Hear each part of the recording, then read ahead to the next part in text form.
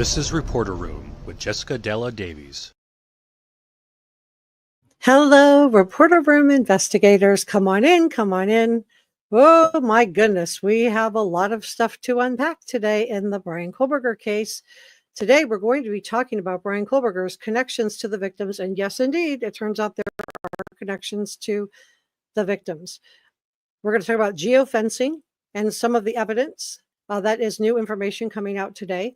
Digital silence is also proof. Remember, I've always shared with you that sometimes what someone does say and doesn't say is just as important as what they do say. So what they hold back. So what was it in BRYAN KOHBERGER's Geo Fencing data and internet data that tipped off investigators? We're also going to talk about BRYAN KOHBERGER's relationship with his mother. It's being characterized as being something out of the film Psycho. And was BRYAN KOHBERGER inside the 1122 King Road home on Halloween? And there were more targets. We have a lot of stuff to get into, so let's get started. My name is Jessica Della Davies. I'm an investigative journalist, and my job is to investigate crimes, crime scenes, and potential suspects, and share with you how to do the same thing. If you have not subscribed to the Reporter Room, it's free.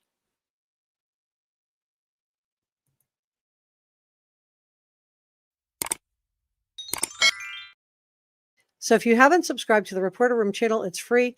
Like, share, leave a comment, and know that everything I'm sharing with you is my opinion.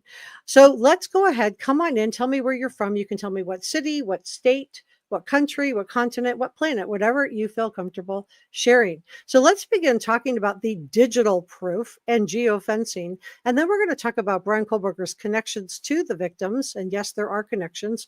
Geofencing, what the digital evidence did show. And we're going to talk about BRYAN KOHBERGER's relationship with his mother, Maryanne Kohlberger. Was it like the movie Psycho? It's being characterized by investigators as such. And was BRYAN KOHBERGER inside the 1122 King Road home on Halloween? And we're also going to talk about Maddie, Kaylee, Xana, and Ethan. So let's start by talking about the digital evidence in this case. So come on in and tell me where you're from, and let me go ahead and pull this up.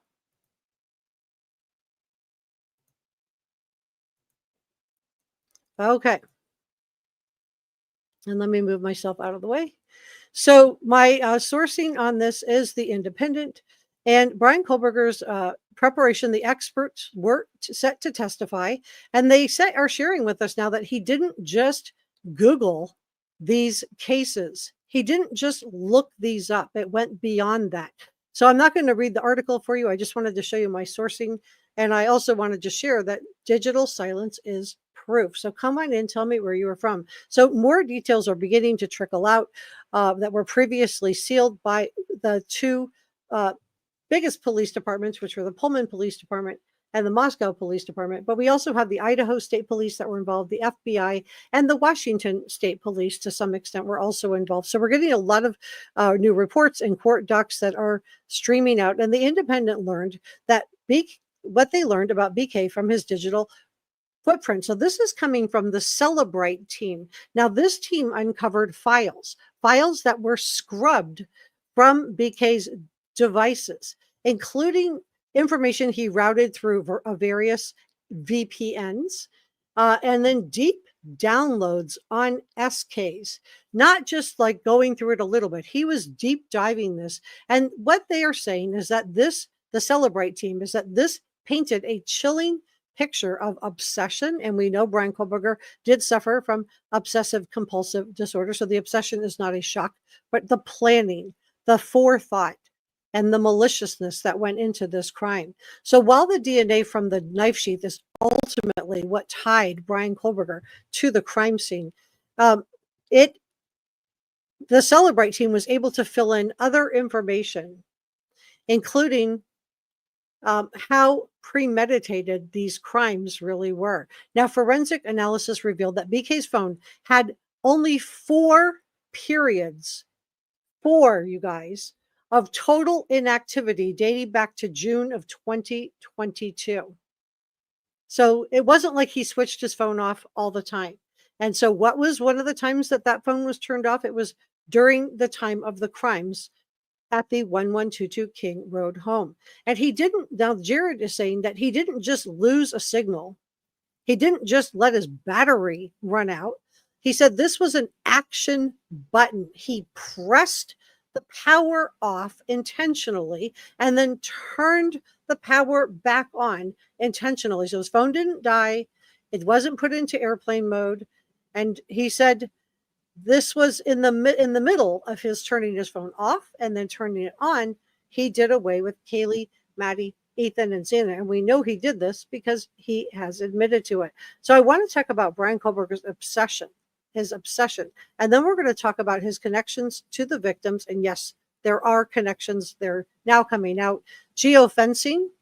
Bryan Kohberger's creepy relationship with his mother. Was this, like it's being characterized, something out of the film Psycho?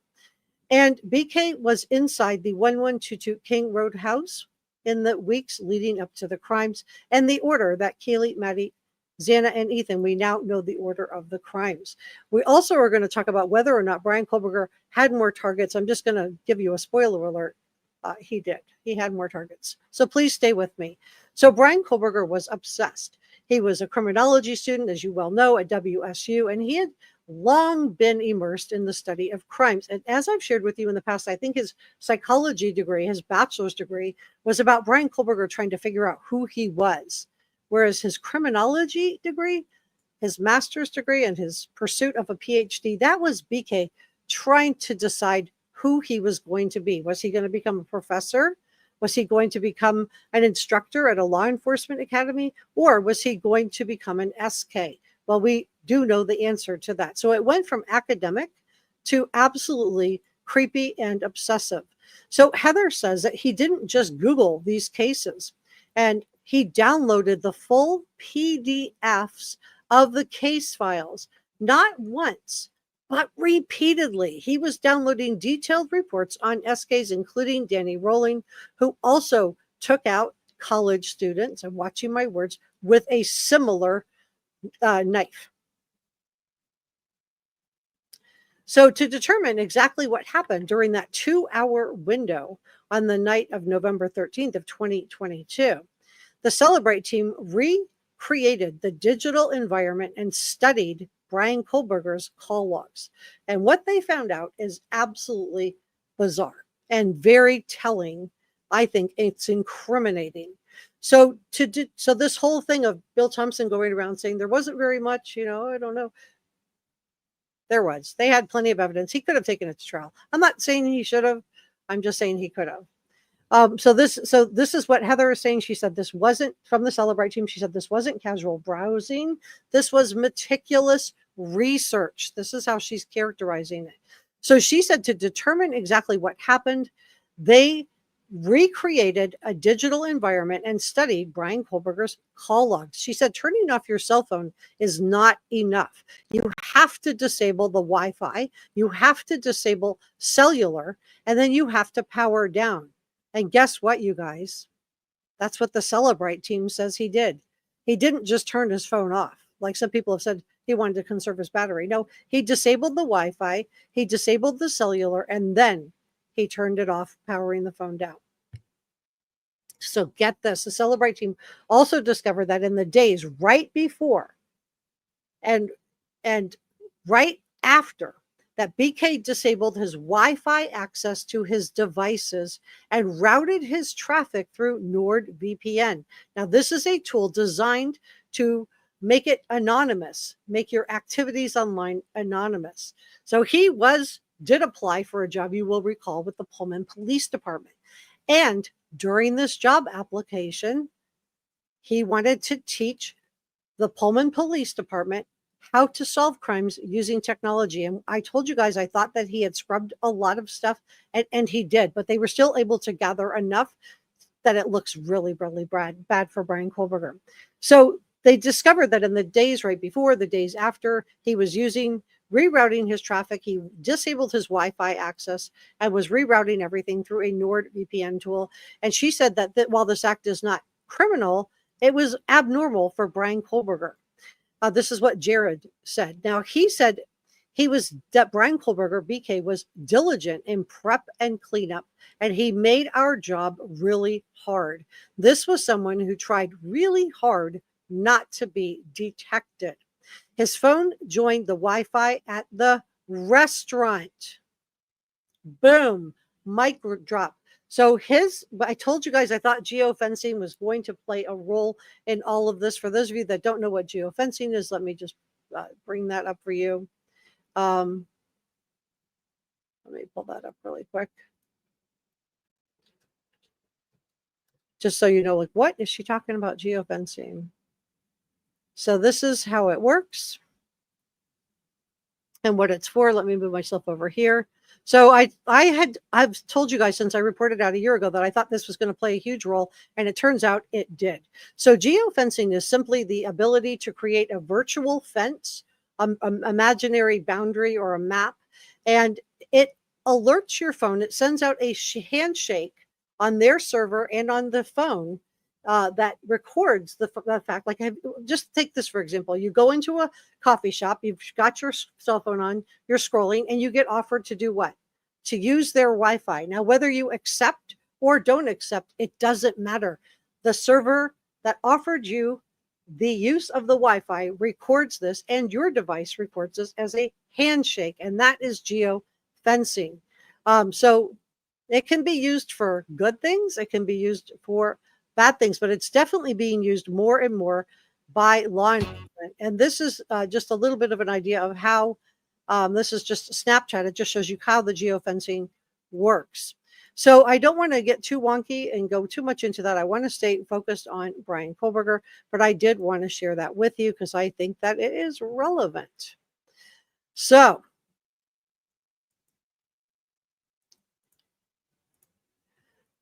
all right, so he did have connections to the victims, you guys.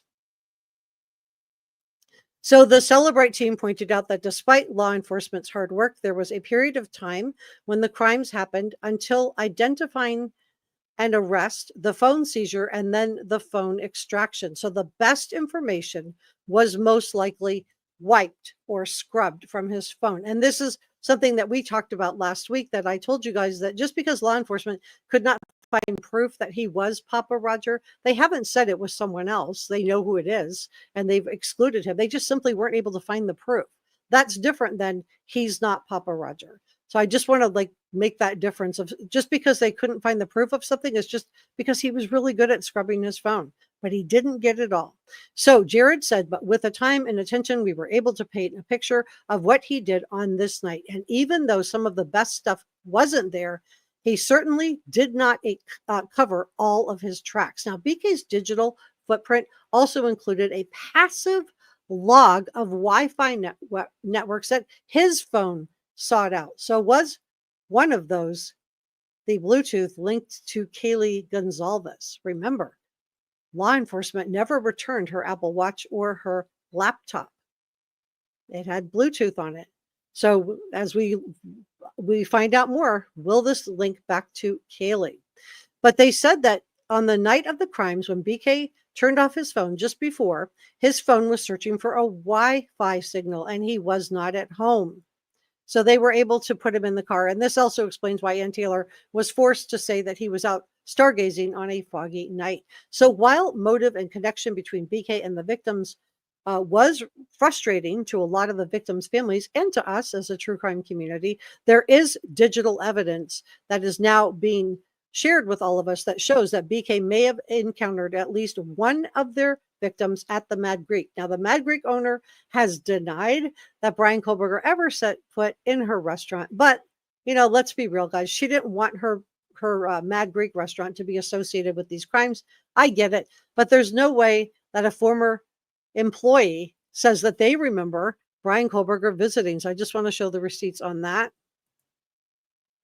So this is Bryan Kohlberger ate at the restaurant where two of the victims lived. So I'm not going to read this to you, but this is just a member of the staff. And I think a member of the staff is going to probably know more about this and maybe be more willing to be forthcoming about this than the owner. The owner, there's no way the owner was standing in the front of the house at that restaurant the entire time and saw every single person that came in and out. So an investigator with insight to the case told People that authorities know about the visits that BK made to the restaurant, and both the owner, staff, and owners have been interviewed by law enforcement. And security footage was also gathered by law enforcement. And the former staffer told the magazine that there was nothing out of the ordinary regarding BK's visits to the establishment, but said his order was noteworthy as he would check that his meal didn't touch animal products in accordance to his strict vegan diet. But we know he wasn't really that strict of a vegan, right? Because his knife sheath that he left behind at the crime scene underneath into the side of Maddie was leather. So he wasn't that strict of a vegan. I suspect this was either some posing or he was doing vegan because of his, for health reasons.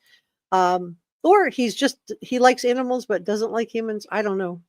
But so he was there at the Mad Greek. So let's continue on because I do think that this is important. Let me grab this. Thank you so much for joining me.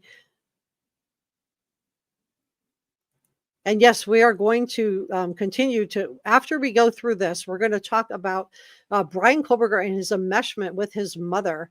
We have new information on BRYAN KOHBERGER. Was this like the movie Psycho? Well, some experts think that it was. We have BRYAN KOHBERGER. That was he inside the 1122 King Road home on Halloween? Did he go in wearing a costume? It would have been easy to slip in. And what order were Maddie and Kaylee targeted in?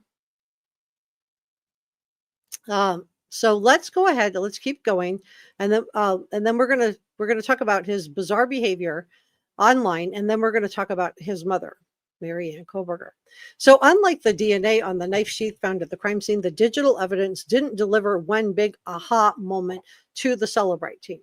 Instead, it emerged slowly through fractured call logs, gaps in data, and strange behavioral shifts. So again, sometimes what someone doesn't say or what someone doesn't do is just as interesting as what someone does say and what someone does do. So there wasn't a single smoking gun, Jared said, but we found that the digital evidence told the story of preparation on the part of BRYAN KOHBERGER.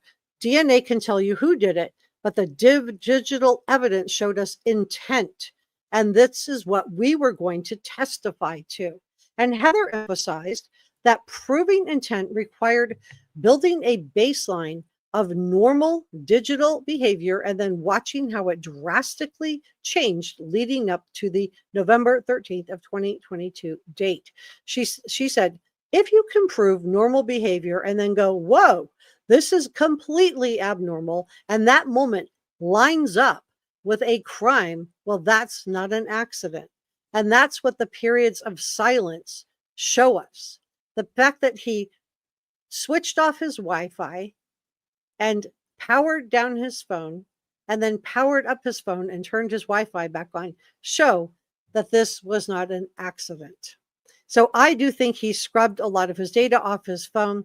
And just because of the Papa Roger, we can't prove that it was him, doesn't mean it wasn't him. What do you guys think? Do you guys think BRYAN KOHBERGER was Papa Roger and scrubbed his data? Put a 1 in the chat. If you think that BRYAN KOHBERGER was not Papa Roger and did not scrub his data, or just wasn't Papa Roger, you could believe he still scrubbed some of it. Put a 2 in the chat. Just curious where you guys are at. And I want to talk about BRYAN KOHBERGER and his relationship with his mother, Mary Ann. And this is absolutely wild. Okay, so while much of BK's activity pointed to calculated isolation, the one relationship that remained steady was his connection to Michael and Mary Ann KOHBERGER, which again brings me back to when was this trip, this pre-planned trip where Michael KOHBERGER purchased the ticket on November 13th for even though his son was supposed to be working through all the way through the week that they were driving across the country. BRYAN KOHBERGER was supposed to be at WSU administering exams and helping to grade papers. He wasn't there. His dad had to know that he was picking his son up early. So what did he think? Is the reason that Michael KOHBERGER really drove across the country to pick up BRYAN, is this related back to trying to get that Hyundai Elantra across the country? Is this why they put it in their garage? Now, Much of what Bryan Kohlberger's activity pointed to was this isolation for himself, but it didn't include his parents. And starting at 6, this is the Celebrate team, starting at 6:13 the morning of the crimes, he is calling and texting his mom and dad non-stop. So we had heard about 3 calls from Dateline NBC. Now we're finding out from the Celebrate team. This was non-stop. But it was also one of the only things that he did that matched his normal behavior. And even in the weeks leading up to the crimes, BK's digital communications showed few signs of friends or peer connections. This is not a shock. I told you guys I thought he was a loner. And Jared recalled seeing only one other contact, a classmate, briefly engaged in a group chat, and all the other correspondence was his mother, his father, and his sister. I don't know if this was his sister Melissa, if this was his sister Marianne, but the moment they said that this is the Celebrate team, the moment we started to look at the messaging, it made me think of the Bates Motel, referencing the horror movie Psycho. I mean, it was like mother and the label mother, the constant contact with his mom. It was wild. So was this an enmeshment kind of similar to what we saw in the Brian Laundrie, Gabby Petito relationship with his mother? Brian Laundrie and that weird burn after reading letter that his mother sent him. It was just creepy weird, right? So on December 29th, a day before he was arrested, BK began calling and texting his parents obsessively, just as he had on the morning of November 13th of 2022. So what was going on December 29th? And if his mom didn't answer, he would call his dad, they said. And the same day, Bryan Kohlberger searched these terms: paranoid, psychopath, and wiretapping. So I think those 2 police stops that Michael and Bryan Kohlberger had together on his trip, his cross-country trip, I think that this was definitely, he knew those 2 cross-country trips. Those were a dead giveaway. I'm looking for 1s and 2s. I want to go through the poll. If you guys think he just simply scrubbed the Papa Roger, I'm just curious what you guys think. Thank you so much for joining me today. Okay, so Donna says 1. Thank you for modding today, and Donna. 1. Wicked says 1. Thank you for modding today. 1. And we're gonna talk. Well, we're gonna talk about the Halloween party next. So please stay with me. 1. Kathleen says 2. 1. 2. 1. So I see mostly 1s, but I do see a couple of 2s. Very, very interesting. This is our other head mod, brother Michael Cole. The smartest guy in the room is in a room 23 hours a day. Right. Zero says 3. DW said, I thought they said Papa Roger was a female. I haven't heard law enforcement say that. If you have a law enforcement saying that, I would love, or prosecution saying it, I would love to have that link. 1. Incognito says, I truly believe Papa Roger is actually being female. Okay. Dwight Davis said the second Papa Roger was a copycat. Exactly. The original Papa Roger disappeared on the day that BK was arrested. The second Papa Roger was a copycat, just trying to, and I still see people going around with mommy issues. You're right. Thanks for modding today, Kathleen and Mike and Jazz. So our head mods that are here in the chat are Michael and Jazz. All right. So I got a lot of 1s and a couple of 2s. Vicky also put a 1. And CN said, I think his dad knew he got fired and lost his money, which would cause him to pick him up. But I doubt he knew about the other situation. That could be. And Michael's like, please help and subscribe. By subscribing and giving this a thumbs up, you're letting YouTube know that I'm doing a good job. And you're also letting me know that you would like me to continue deep diving this case. So what do you guys think about Bryan Kohlberger and his relationship with his mother? Because the contact with his mother continued after his arrest. And we're going to talk about that. And then we're going to talk about the new information that Bryan Kohlberger was inside the 1122 King Road home. Was he there during the Halloween party? The order that Xana, Kaylee, Maddie, and Ethan were done away with. And there were more targets in this case, you guys. We are now learning that Bryan Kohberger had future victims planned. So let's continue on together, shall we? Let's continue on. So the contact with his mother, Marianne, continued after his arrest, with inmates at Ada County Jail reporting that he had been locked up waiting to hear his fate, that he was on the phone for hours with his mom. Now, I think this might be because nobody else wanted to talk to him. But he described other prisoners, described Bryan Kohberger as a weirdo, saying that he would wash his hands dozens of times a day. He would spend 45 minutes to an hour in the shower. Now, Bryan Kohberger's mother and his sister were both there for his sentencing. But who wasn't there? Michael Kohberger wasn't there, and the other sister was not there. So at one point during the victim impact statements, Marianne Kohberger broke down in tears, and this was the only time that we heard Bryan Kohberger say a peep during the entire hearing was when he respectfully declined the opportunity to address the court. Now, he could have gotten up and said he was sorry, but I don't think he was sorry. I think he never said he didn't do it. He never pled not guilty. You'll recall that he stood silent. He stood silent, and the Judge John Judge in Latah County, entered a not guilty plea on his behalf. But Bryan Kohberger has never said he didn't do it. And I think this is because he wants credit for this crime. So let's talk about how much Bryan Kohberger planned this. What kind of planning did the Celebrate team find? And then we're going to discuss the evidence that Bryan Kohberger was inside the house. Was it on Halloween? And we're going to talk about the fact that there were more targets, and we're going to talk about the order that the victims were done away with next. So please stay with me. Now, investigators didn't find the why. We don't know the motive, but we know how he did it. So despite exhaustive efforts, the forensic team, this is the Celebrate team, never found a true why. And Heather said that we didn't find the why we wanted to for the families, and this was frustrating, but we found out how. And the how, they suggest, is that it was not spontaneous. This was someone who was calculated in planning to do this. And Heather says this was not someone who just snapped. This was someone who planned. He didn't accidentally stumble into this house and commit this heinous crime. It was intentional.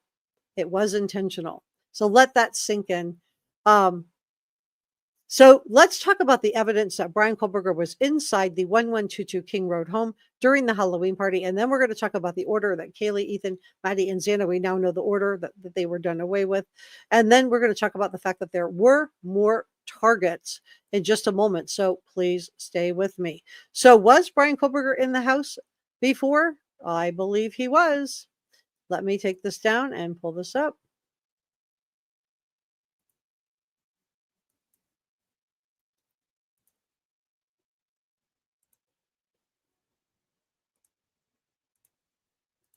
There we go. All right. So my sourcing on this is the Daily Mail. Let me move myself out of the way so we can go through this together. So Bryan Kohberger may have broken into the victims' houses to scope out the layout of the house. Now, I believe that it would have been very easy for him to get in on Halloween.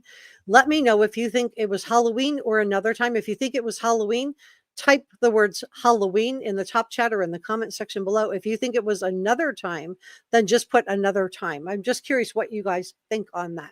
And I'm going to check back in on chat with that. Just want to know what you guys think. So chilling theories were revered. Now, the sourcing on this is Latah County Prosecutor Bill Thompson in a new interview with CBS 48 Hours podcast. So Bill Thompson said that BK showed knowledge of the layout of the home at the 1122 King Road and who slept in what rooms on the night of the crimes, meaning it's possible and probably likely that he was in the house before. He said the layout of the house is unique. It's a little bit confusing. This is according to Prosecutor Bill Thompson.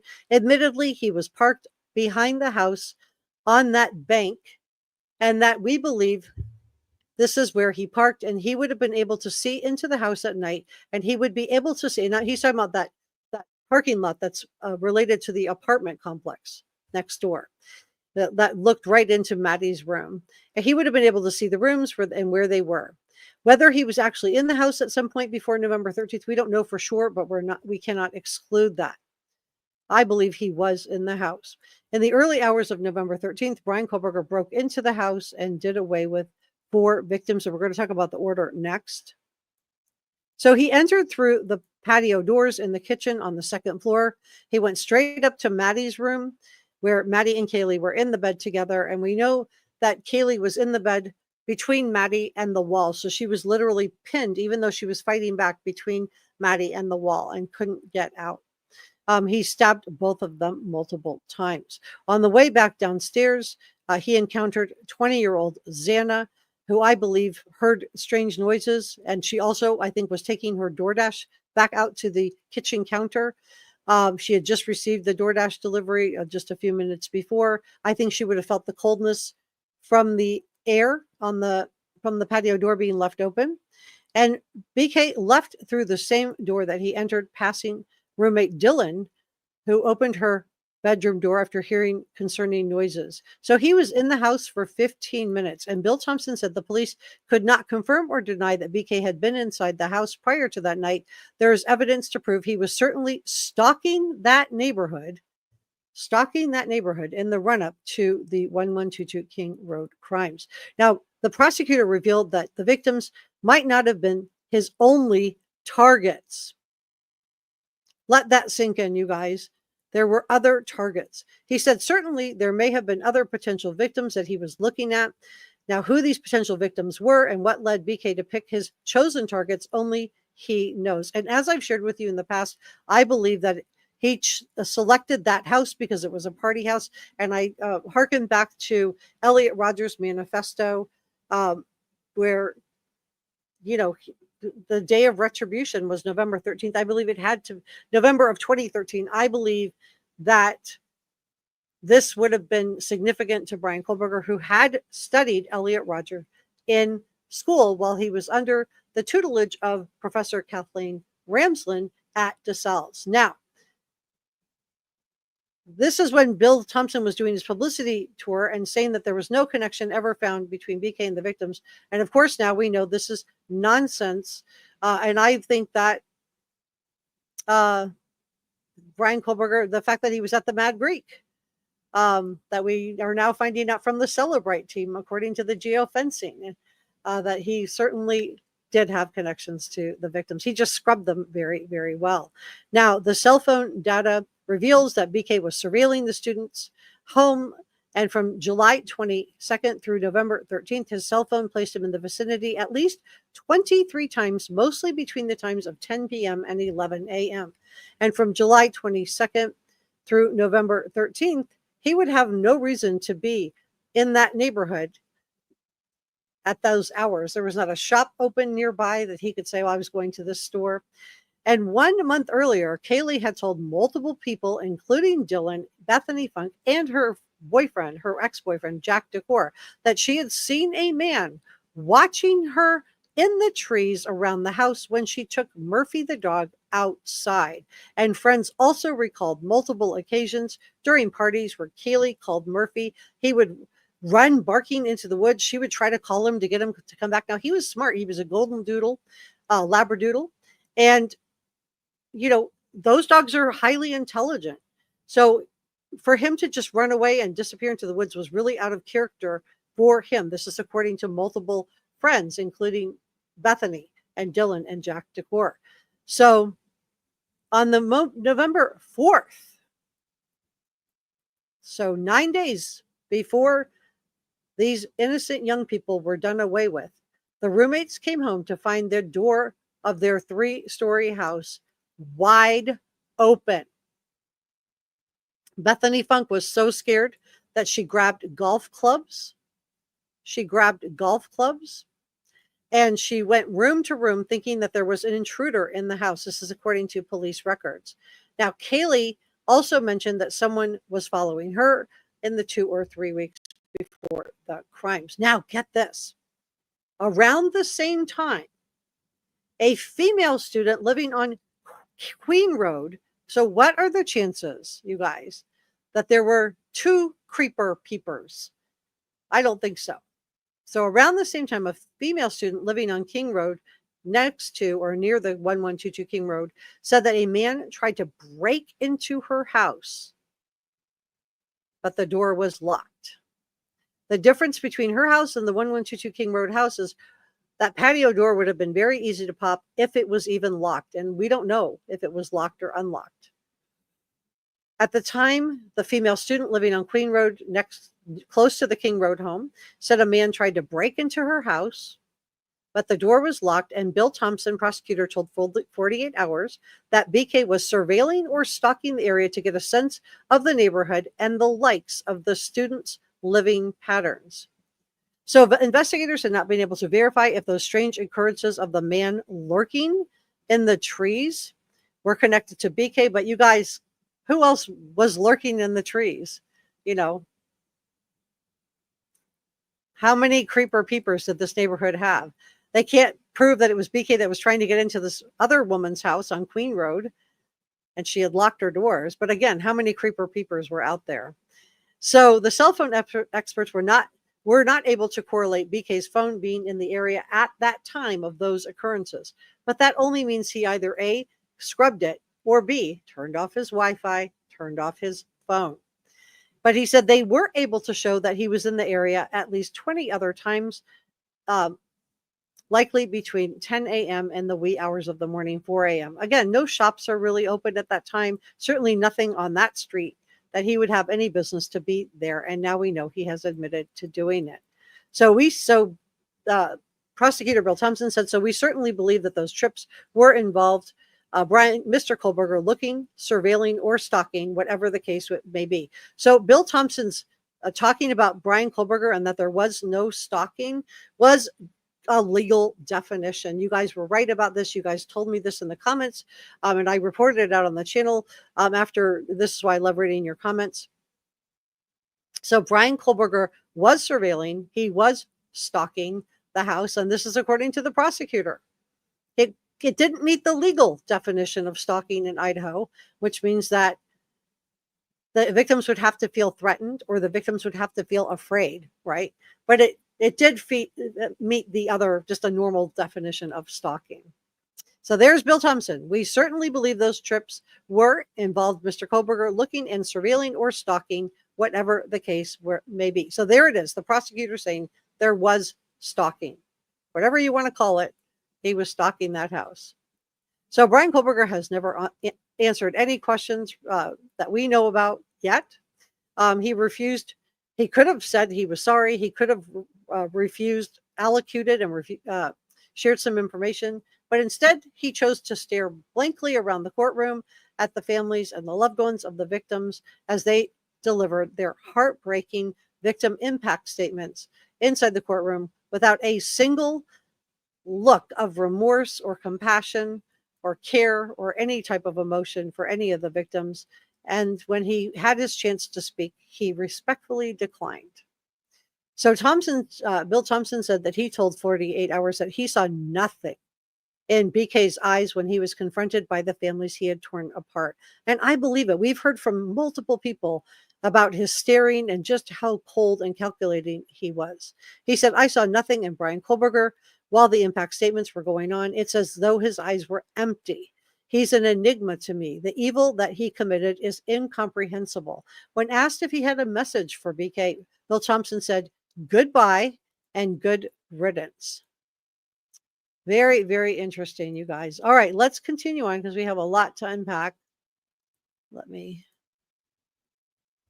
add this back in. Okay. So I just did a poll and I'm curious what you guys thought about that. 2 black holes for eyes. Yeah, I agree. And Tammy says, I agree. He was a stalker. And Tara said, please click the like button. Thank you so much. Yeah, that lets YouTube know I'm doing a good job. And let me see. I'm looking for answers.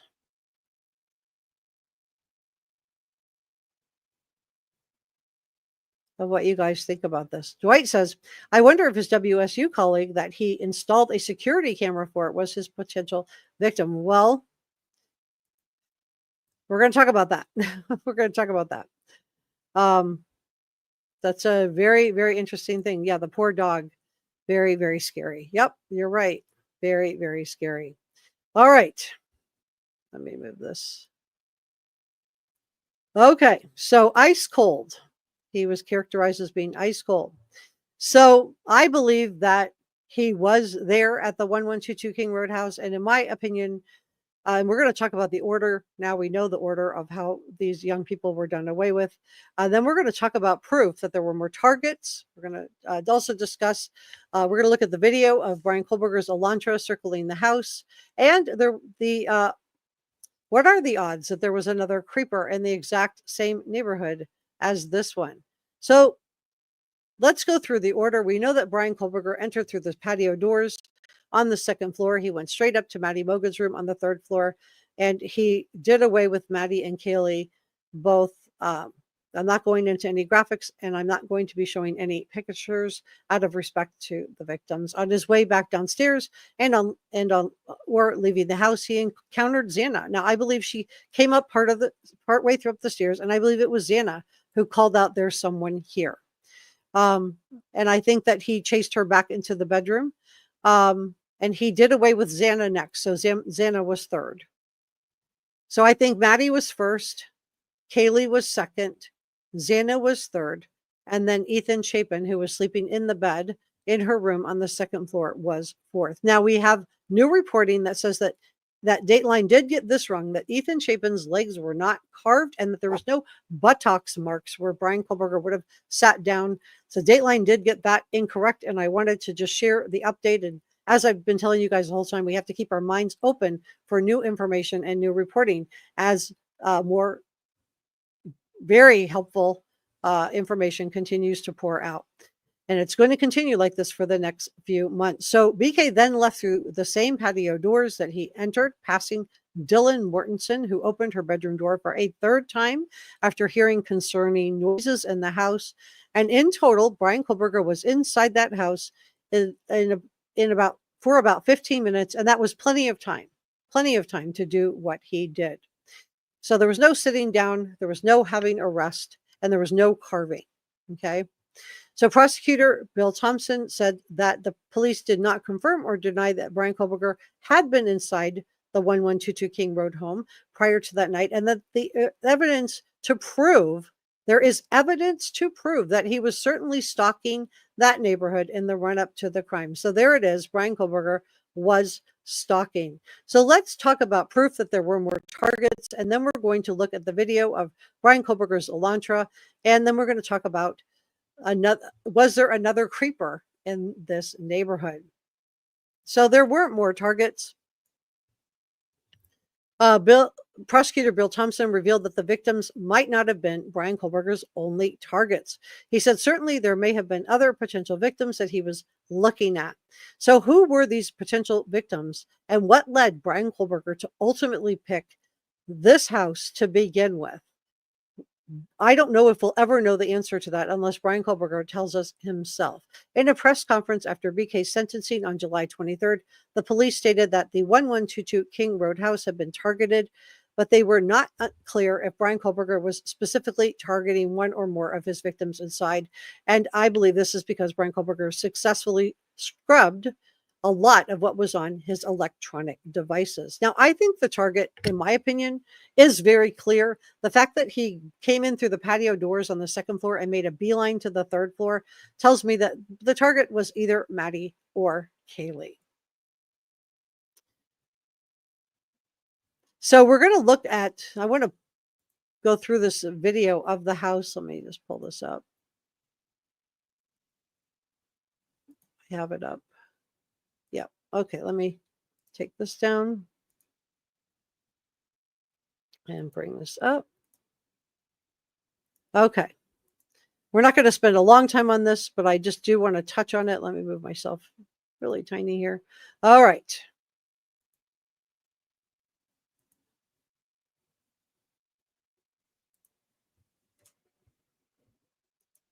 Kohberger's now infamous white Hyundai Elantra slowly prowled the neighborhood that night, making at least 3 trips up and down the street, passing the student's house repeatedly for an entire hour, leading up to the moment when he entered the home and then committed those gruesome murders. For more, let's go live to Bryan Enton, senior national correspondent with News Nation, who's been on the story from the very start. This video, Bryan, we've heard that he was casing the house, not just that night, but in months leading up to that night. But seeing it right now is quite eerie. It's eerie, it's chilling, Elizabeth. We had seen one small snippet of the video, but now we have the full video, and it shows that he was stalking the house, that he drove by over and over again. You can see right there, we've got several different shots there of him coming around the... And you guys can see that car. It is not green, just FYI. I know the color changes every week of so what color it has to be, because it just couldn't be Bryan Kohlberger, but clearly the car is not green. Corner next to the house, those headlights are his white Hyundai, and he goes back and forth at least 3 times before you don't see the car for several minutes, because that's when he's actually committing the murder. And you can see clearly, if you look at this image, that car is white. You can see it right here. The car is white.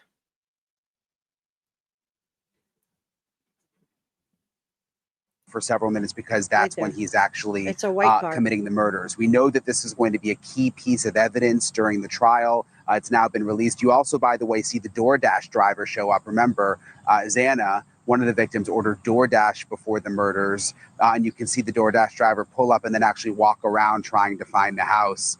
Just awful to think about what happened after that. I want to play you a portion of audio, though, because the camera also picked up audio, Elizabeth. You can hear, and this is right around the time of the murders. You hear. Okay, so trigger alert. There's not going to be anything too triggering, but it might be a little bit triggering. Just so trigger warning. A dog barking, and then you can actually hear, and this to me is the most chilling part. You can hear when Kohlberger speeds off after killing the 4 University of Idaho students. Look at this.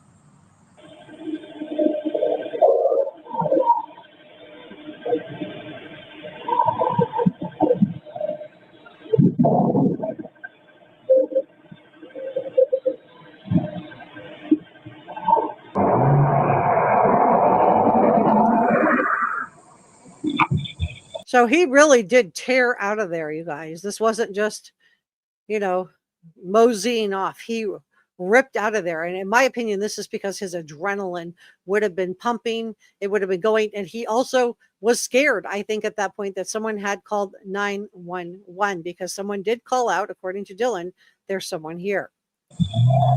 And you see the way he made that corner right there, Elizabeth. The prosecutor at one point, and this is before we had seen the video, but he said that this was going to be something that they presented to the jury, that he actually almost lost control. He was going so fast as he left the house and made that corner. And you can hear the audio there when he makes the turn and sort of revs his engine. Yeah, Elizabeth? He's actually gunning it. You can hear that quite clearly. All right, Bryan Enton. Yeah, there it is again. Bryan Enton, thank you so much. For more now, we're joined by former homicide prosecutor Matt Murphy. Matt, in this new video, we see Kohlberger drive past the house several times very, very slowly in the hour before the murders. In your experience, you've prosecuted so many of these kinds of homicides, not quite like this. What exactly do you think he's doing that night as he's driving past back and forth? Well, he's working up the courage to go in. This has been something that he's been fantasizing about almost certainly for a long time. We know the car was there multiple times before the night of the murder. And then what we see in that last one is you see him fleeing. And look, that's what you call consciousness of guilt. Seems like every couple of days we've got this trickle of evidence, Elizabeth. And every time I see something like this as a former prosecutor, you look at that, the evidence against Bryan Kohlberger was so overwhelming. It is just, and every day it feels like we're learning something new. They had all the evidence they needed to convict him and sentence him to death. Thank you. So there it is. All of the evidence they needed to sentence him and sentence him to capital punishment besides. So I think that's very, very interesting. All right, let me go ahead and put this back up. just in case somebody swings by and they're wondering, what is this channel talking about? So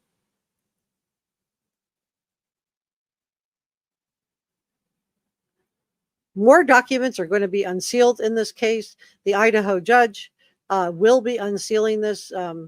We're going to see, we have already seen some of the photos from inside the house. I think the family members are coming out really strongly and asking us not to share them. So far, we've heard from Ethan Chapin's family and also from Kaylee Gonzalez's family. So I am not going to share them. I don't want to exploit the victims for clicks and views. You guys can go online. You can look it up in the newspaper and it will show you that. But I'm going to respect the family members' wishes and just not share them. So on the list of sealed documents, the court will consider unsealing are the plea deal advisory form completed by BK, a list of witnesses that would have been called at the trial, evidence from the defense lawyers on alternative perpetrators and who have been involved. Now, there's a lot of speculation that Ann Taylor, we know she was just days before making the deal to plead BRYAN KOHBERGER out, that she was willing to implicate 4 innocent men. 4 innocent men in doing away with Kaylee, Maddie, Ethan, and Xana. Now, with all of the evidence that we're now seeing, clearly we have the Geo Fencing, that he was at the Mad Greek, so there was a connection. The car, which is clearly a white 4-door sedan. And there are more hours of video footage of that car that we haven't seen. Clearly, Ann Taylor had to know at the time that she was willing to name and implicate 4 alternative perpetrators. She had to know the truth. So why was she willing to do it? And do you guys think that this should be unsealed? Do you think it's fair to the 4 alternative perpetrators who had nothing to do with this crime? Should their names be redacted or should they be exposed to the public? When BRYAN KOHBERGER's already pled guilty, let me know what you think. I'll tell you what I think. I think their names should not be revealed. I think they should just remain alternative perpetrators, but let me know if you have a different opinion and why. If you have the same opinion, you can let me know that as well. So the judge listed several documents he will examine and has given both prosecutors and defense attorneys 14 days. Now, this would have begun a day before yesterday to object to the release of any individual record. The judge noted that the parties, quote, must identify why redacting of materials is not an acceptable arrangement with detail and specificity as to why the document should be sealed from both legal and factual standpoint. So I think they can put out the fact that there was alternative suspects. I'd love to hear what Ann Taylor said, but I think the names of those 4 men should remain sealed. That's just my opinion. What say you? So they're going to be doing a balancing act, in my opinion, of, balancing the rights. So we're going to talk now about the leaking. We have some new information on that to share with you as well. So who leaked? I think I know. I'm not going to say because I don't want to point the finger at somebody and then find out that that I was wrong. But I think I do know who the leak was. But at this point, it's only speculation on my part. So I don't feel comfortable sharing it. But there is an investigation into the leaking. The defense requested an investigation in June. This is according to the Idaho Statesman. And there is an investigation as to who leaked. So we don't know who's being investigated, but we do know that the judge told Ann Taylor and Bill Thompson. I don't think we're going to find out that it was a member of the prosecution or that it was a member of the defense teams. I think we're going to find out that it was a member of law enforcement who was just, in my opinion, extremely frustrated with the way this case was going, and just decided to go ahead and leak it. Ibert said they are victims now too. It should be up to them if they want to be in the media or not. I'm talking about the four men. Yeah, I agree. ASP Lizzie said, look what happened to that poor girl. All the conspiracies, too much. Yeah. And what happened to the roommates too. I mean, just really awful. Thanks for modding today. Slap says temptation. Wicked says, whoop. The 4 names weren't allowed in court and they shouldn't be allowed to be shown in public. I agree. And what do you guys think? Hey, Christine, thanks for modding today, Christy. What do you guys think? Is it okay? Is it okay to just release the names of these 4 men? Yes or no? Just please tell me what you think. Thank you, Michael, for the $2 super sticker. That is so kind of you. Thank you so, so much. And Jazz, wow. Oh my goodness. Gifted 5 Reporter Room channel memberships. Holy moly, you guys. If you got one of those, please make sure you say thank you to Njaz. And I just want to say thank you so much, Njaz. That is really nice of you. She gifted another Reporter Room membership. So if you're watching, come on up and talk to me. Come and join me in the top chat. You might get gifted a membership. Njaz, thank you so much for the 10 pounds super sticker. That is so kind of you. Thank you so, so much. And thank you, Pamela Dasgupta, for the $4.99 super sticker. Thank you so, so much. And we are going to be doing a channel members only live stream right after this today. So if you got gifted a channel member room, the Reporter Room channel membership, this is a great day to get it, because we're going to be talking about this case after. So I think that there were more targets. I think there were more victims. I think the fact that he had other young women on his cell phone shows that there were more victims planned. I don't think this was going to be an isolated incident. Let me say thank you so much to our producers. We're not done, but I just want to say thank you to Enja, Sasha Angel, George Brown, Christy Valentine, Michael L. Cole, and Jen Len too. And thank you to our channel members. If you would like to have your name appear just like this, I update it usually one day before our next live stream. So in this case, we're live on Saturday. So our next live stream will be Tuesday. So I'll be updating this list again on Monday. So if you just got given a channel membership, your name will appear on this list beginning on Tuesday. So I think it is very, very interesting. I think that the white car in the video does show that this is BRYAN KOHBERGER's vehicle. I don't think at this point you can say that the car is green. To me, it clearly looks like it's white. 4-door Hyundai Elantra, and there are 12 hours of raw video footage. So I think we're going to continue to see video footage of this white Hyundai Elantra coming out into the media over the next few months. But what do you guys think? Do you have a different opinion? Do you think that it was a different car than the Hyundai Elantra? And if so, why? Because it doesn't look like it's green in the picture. I also want to say super thanks and coffee gratitude from our last live stream. Thank you so, so much. And also gifted channel memberships. Thank you so, so much. I am very, very grateful for each and every one of you. That is so kind. So I really want to talk to you guys. So come on up if you're watching. I'd love to hear what you guys think. Dwight says the 4 alternative perpetrator names should never be revealed. They will be harassed by BK supporters. I agree.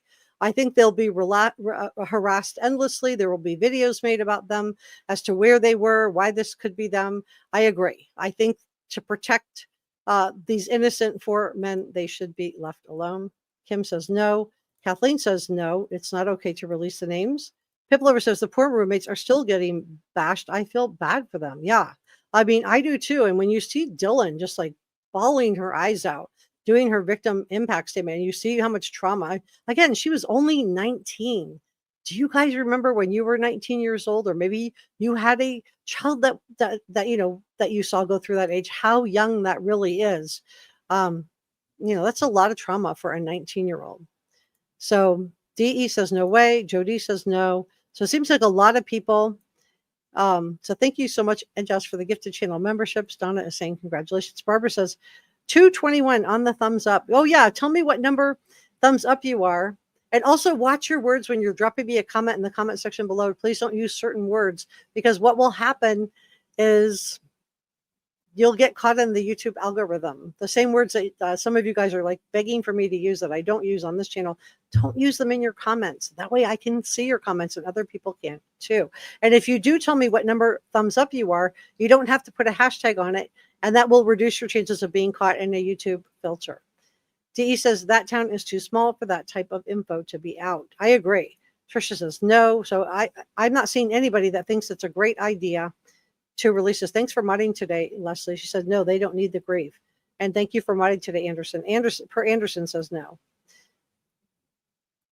Hey, Barbara. Thanks for modding. ASP Lizzie says, no, he pled guilty. No need. Hi, thanks for modding today, Susan. Tammy says no. Okay, so I don't see anybody who thinks it's a great idea to release the names of the 4 alternative suspects. DE says, plus it wouldn't make sense to do that to those people. Ann Taylor made it all up. I think it's really disturbing. I do have to say, on a personal level, I think it's, if she didn't know, that's one thing. But at the time that she put forward these 4 alternative perpetrators, she knew. She had to know that the evidence against BRYAN KOHBERGER was overwhelming, which is why she went running to the prosecution begging for a plea deal. So she knew he did it. She knew he did it, and she was going to put forward these 4 guys' names if she could. And I do think that I do feel like at some point, and I still think she's a good prosecutor. I'm not saying she isn't. She did a good job on behalf of BRYAN KOHBERGER. He certainly can't say he didn't get a good defense. But I do feel like when the judge had to remind her that she was an officer of the court and tell her not to traffic in conspiracies, I do think that there was a mindset of I feel like Ann Taylor is the type of personality, this is just my opinion, she can't ever be wrong. This is why she had to look over everything personally herself. She's, only I can do this, had that kind of mentality. She knows better than everybody else. And I think the fact that she was willing to implicate 4 innocent men in this tells me it was a win at all costs in her mind at some point. It was just, she wanted to win because she knew it was a career-making case. And I also think there's just a part of her that likes to win, even if it's not true. And do you guys think it's okay to lie about something that you know is true? To lie about something that you know is true in order to get ahead? If it hurts, especially if it hurts other people. Because I don't think it is. This is the channel members link, and Jazz, I'm assuming. Thank you for that. Dana says, there's a dude that confessed to the crime, so no way falsely accusing names should be released to the public because they will get harassed and reputations affected. I think so too. I want to welcome Skylar Phoenix as a brand new Reporter Room member. Thank you so much for joining. If the subscribing is free, and being a channel member costs a couple dollars, but it's worth it because you can come in, and we're going to have a live stream after this. We're going to do a Q&A with you guys. Jody says, good to see everyone here. Thank you for supporting Reporter Room. Thank you, Jody, for modding today. Dwight says, from the documentary on Prime, Maddie's boyfriend got harassed as being the perpetrator. Well, Maddie's boyfriend, Jake, I didn't know that. I didn't know he got harassed. I had heard that Kaylee's on again, off again boyfriend got harassed as being the perpetrator, but I didn't know about Maddie's boyfriend, Jake. That's really sad. And Maddie did have a steady boyfriend. So, there was no way she was going to be interested in BRYAN KOHBERGER. She was committed to her relationship with Jake. Leslie saying 226 likes and 611 people in the room. Please give this a thumbs up. Thank you for that. Slap says BK has a new friend and his name is Daybell, and they are talking using hand signs. Yeah, his new roommate in prison is none other than Chad Daybell, you guys. Maybe they can meet in Chad Daybell's secret portal, and BRYAN KOHBERGER can teleport back and forth in communication with Chad Daybell. Now, Chad Daybell did get capital punishment because they took it to trial and they won, which again makes me wonder if that case was eligible. This case was too.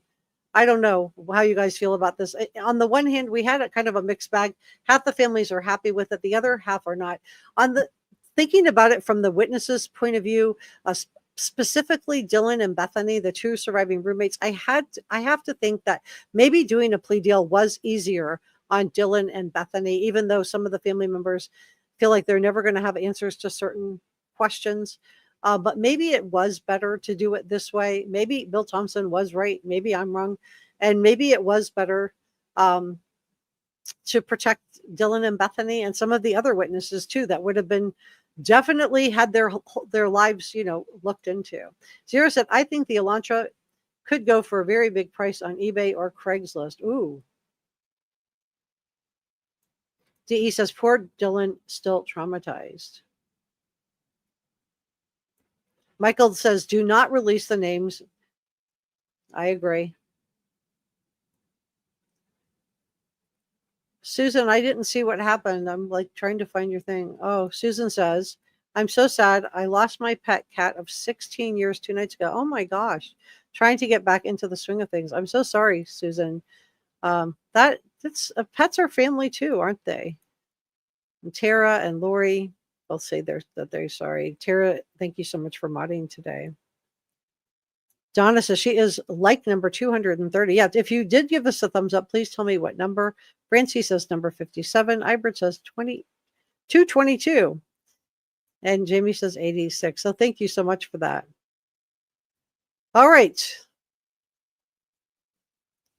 Dwight says, hopefully the 4 names will never be leaked. That would be grounds for a lawsuit. I hope so too.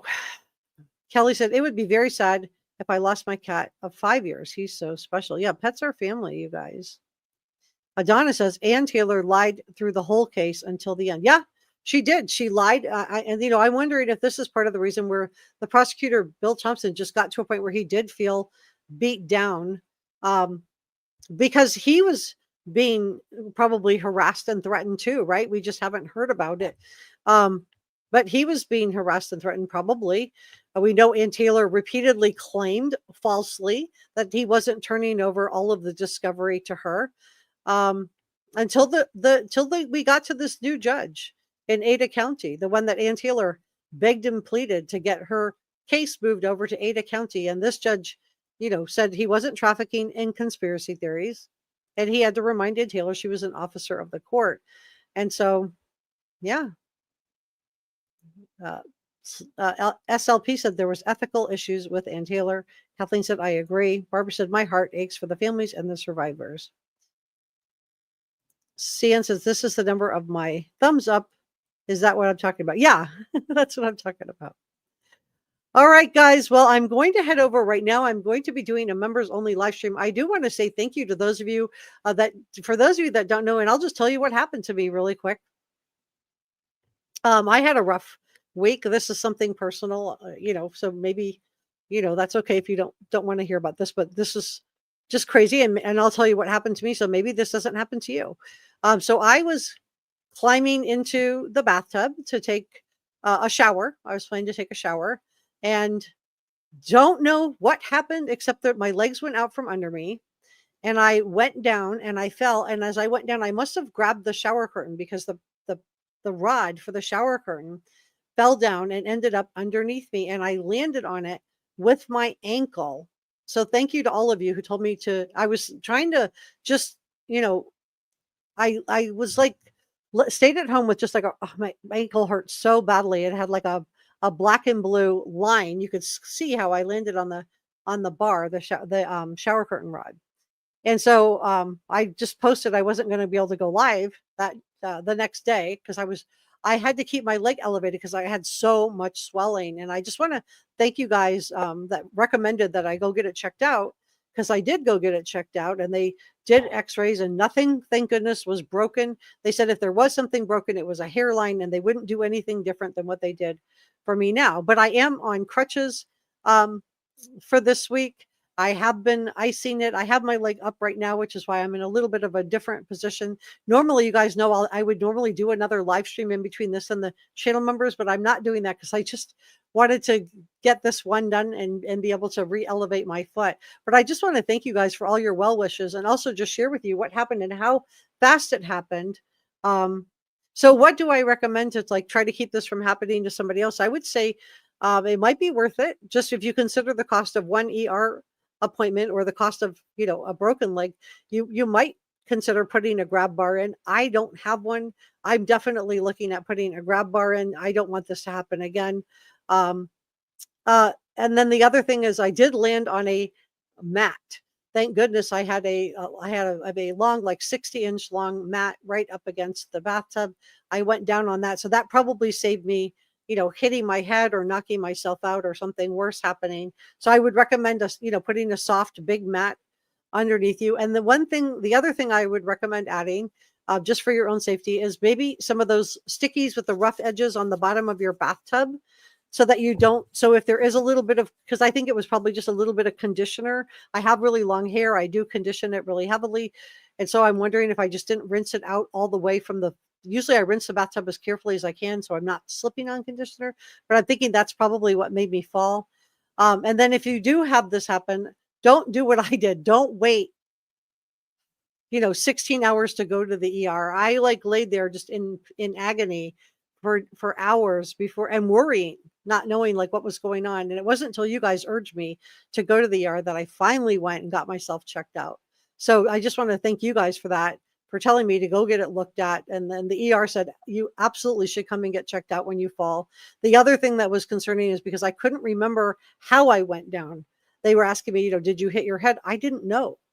I don't remember going down. I just remember being on the ground, and I know I pulled the shower curtain rod down with me along with the shower curtain because I landed on it. So, but I didn't remember going down at all. So that was really good advice, and I just want to thank you guys for giving me that. And I hope me sharing this might help help somebody else from having this happen to them. Oh my gosh, I want to thank NJAS for gifting 5 more Reporter Room memberships. So if you came up and talked to me, NJAS has gifted a total of 11 channel memberships today. So if you got one of those, please make sure you say thank you to NJAS, and thank you so much, NJAS. And I also just want to thank Texas Life Julie for being a member of Reporter Room for 3 months. Thank you so much for being a channel member. I am grateful to each and every one of you. All right, guys. Well, I'm headed over right now to do a live stream with the channel members. So if you got a channel membership, come on over. I'm going to close this out and open that out. And if you have not subscribed to Reporter Room, it's free and it helps me out a lot. Please consider subscribing, join the Reporter Room family. And thank you so much for coming by to spend a little bit of time with me.